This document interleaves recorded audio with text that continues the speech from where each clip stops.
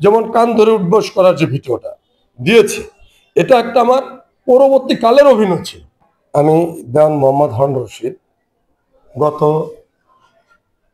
9-10-2024 Jamalpur junction স্টেশনে আদেশপ্রাপ্ত হয়ে যোগদান করি।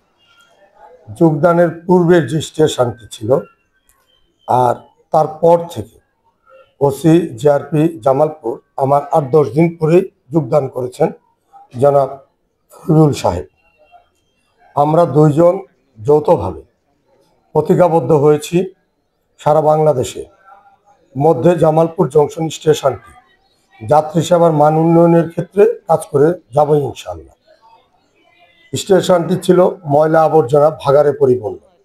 আপনারা যা দেখেছেন, দীর্ঘ 5 মাস থেকে অক্লান্ত পরিশ্রম করে সারা বাংলাদেশকে চ্যালেঞ্জ করার মতো পরিষ্কার পরিচ্ছন্ন একটি স্টেশন 24 ঘন্টায় বিদ্যমান।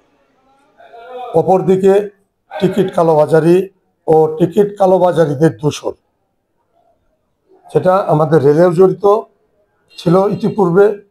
তাদের সহায়তায় যে কাজগুলো করতো, আমি যোগদানের পর থেকে আমি চ্যালেঞ্জ করে বলছি, ওসি জিআরপি সম্মানিত উনি আমার সামনে আছেন, আমরা দুইজন যৌথভাবে কাজ করার ফলে টিকিট কালোবাজারদের হাতে রেলের কোনো টিকিট নেই।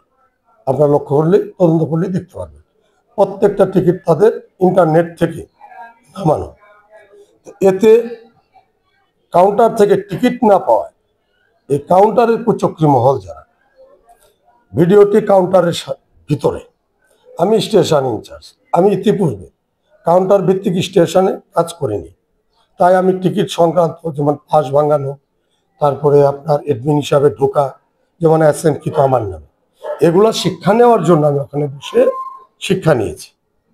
তো আবার এটাই তারা কালোবাজার হিসাবে সাব্যস্ত করতে চাচ্ছে। আবার বাইরে গিয়ে কালোবাজারিদের ওপেন সিক্রেট ছিল, আপনারা সাংবাদিক হিসেবে এগুলো জ্ঞাত। আমার সময়ের পর থেকে অদ্যাবধি পর্যন্ত ওসি জিআরপি জামালপুর সকাল 7টায় স্টেশনে ড্রেস আপ করে আসেন এবং স্টেশনের সামনে গাড়ি বারিন্দা অর্থাৎ কাউন্টারের সামনে সর্বদাই নিয়োজিত থাকেন তার ফোর্স সহকারে। এদিক জেলার ফোর্স থাকে, আমি নিজে থাকি। পরবর্তী ট্রেন আন্তনগর তিস্তা, সবচেয়ে যে ট্রেনটি চাহিদাপূর্ণ, এই ট্রেনের সময় কালোবাজারিরা ওপেন সিক্রেটে টিকিট বিক্রি করত। আমি এবং ওসি জামালপুর মিলে সর্বদাই প্রচেষ্টা করে কালোবাজারিদের আশপাশে থাকার মতো কোনো সুযোগ নেই এমন পরিবেশ বর্তমানে বিদ্যমান আছে। যখনই আমি রাত 1টা হোক 2টা হোক, 3টা-10 একটা ট্রেন আছে, ওই ট্রেনেও টিকিট কালোবাজারের অন্তর্গত যমুনা, আমি থাকলে তারা আসতে পারে না। অতএব আমরা প্রতিজ্ঞাবদ্ধ, কেন 210 টাকার টিকিট এই ঈদের মধ্যে কমপক্ষে 1000 টাকা বিক্রি করবে এই কালোবাজার জন্য। 403 টাকার এসি টিকিটটা বিক্রি করবে মিনিমাম 1500 টাকা। এদেশের সাধারণ যাত্রীদের এভাবেই তারা অন্যায় পথে অগণিত অর্থ হাতিয়ে নিচ্ছে।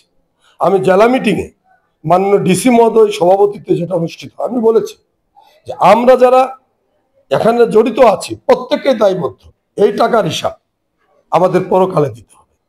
অতএব আসুন সকলে মিলে একযোগে ঈদের পরে যাতে কালোবাজারি কোনো ক্রমে স্টেশনের আশপাশে বা কালোবাজারিতে জড়িত থাকতে না পারে, সার্বিক সহযোগিতা সকলে মিলে করুন। এই আহ্বানের পর থেকে কুচক্রী মহল এদের মাথা নষ্ট হয়ে গেছে। অতএব কি করা যায়, বিভিন্ন সময়ে বিভিন্ন ভিডিওগুলো, যেমন কান ধরে উঠবোস করার যে ভিডিওটা দিয়েছে, এটা একটা আমার পরবর্তীকালের অভিনয় ছিল। জামাল নামে বিখ্যাত কালোবাজারি যে জেল থেকে মুক্তি হয়ে মাত্র 8-10 দিন পর আবার প্ল্যাটফর্মে এসেছিল, আমি নিরাপত্তা বাহিনী দিয়ে তাকে গ্রেপ্তার করে তাকে আমি সার্চ করার পরে সেই মুহূর্তে তার কাছে টিকিট ছিল না, কিন্তু সে প্রতিষ্ঠিত কালোবাজারি। সে বলেছি, আমি যখন নান্দিনী স্টেশনে ছিলাম, ও বহুত চেষ্টা করেছে পার টিকিট 100 টাকা করে দিয়ে আমার থেকে টিকিট নিতে। এগুলা বলে আমি যে দেইনি তার সাক্ষ্য নিয়ে তাকে বলেছি স্টেশন এরিয়া তার কখন আসতে পারবে না, তখন সে কান ধরে উঠবাস করেছে। আমি ওই জিনিসটাই বলেছি, আমি যে এটা আজ থেকে ধরেন মাস 3 পূর্বের কথা।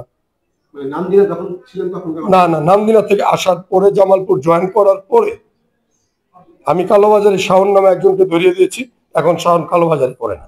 হৃদয় নামে একজন ছিল, এখন কালোবাজারি করে না। সাজু নামে বিখ্যাত এক কালোবাজারি ছিল, এখন পেটপাড়ের দোকান দিয়েছে, কালোবাজারি করে না। যারা বুঝতে পেরেছে যে কালোবাজারি করা আমাদের জন্য ঠিক নয়, একজন মুসলিম হিসাবে আমাদের হালাল রিজিক করা উচিত, তখন ঠিক আছে। তাহলে আসলে আপনি যেটা বলতে চাচ্ছেন যে